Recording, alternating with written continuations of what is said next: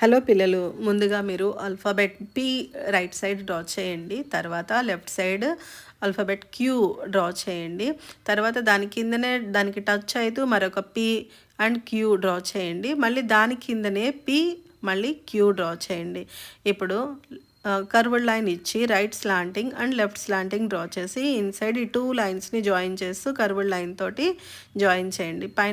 పైన ఇంకొక oval shape draw చేయండి. తర్వాత ఇన్సైడ్ లైన్స్ స్లాంటింగ్ లైన్స్ ఇవ్వండి. మొత్తం ఇన్సైడ్ లీఫ్ అన్నింటిలోని స్లాంటింగ్ లైన్స్ డ్రా చేయండి. డ్రా చేసిన తర్వాతన నేను ఇప్పుడు ఐస్ కోసము 2 సర్కిల్స్ డ్రా చేస్తున్నాను పాట్లోని. దాని ఇన్సైడ్ మళ్ళీ ఇంకొక సర్కిల్ డ్రా చేసి స్కెచ్ పెన్తో కానీ మీ ఇష్టం క్రేయాన్తో కానీ దేనితోటైనా ఫిల్లింగ్ చేయండి.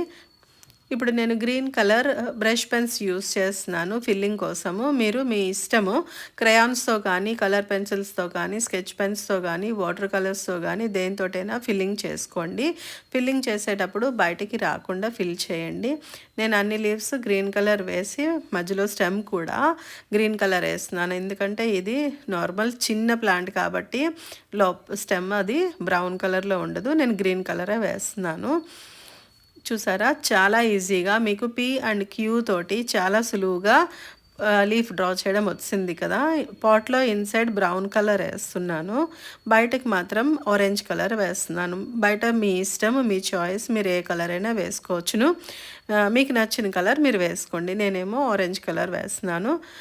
మీ ఇష్టం క్రేయాన్స్ కానీ అవి మీరు యూస్ చేయండి. అలానే చక్కగా మీరు ఇంట్లోని చిన్న చిన్న పాట్స్లోని ప్లాంట్స్ వేసుకొని చక్కగా వాటికి నీళ్ళు పోసి ప్లాంట్స్ని పెంచండి. చాలా సులువుగా నేను చాలా చిన్నపిల్లల దగ్గర నుంచి డ్రాయింగ్స్ ఈజీగా పెడుతున్నాను. నా ఛానల్ని సబ్స్క్రైబ్ చేసుకోండి. అలానే మీ ఫ్రెండ్స్కి షేర్ చేయండి.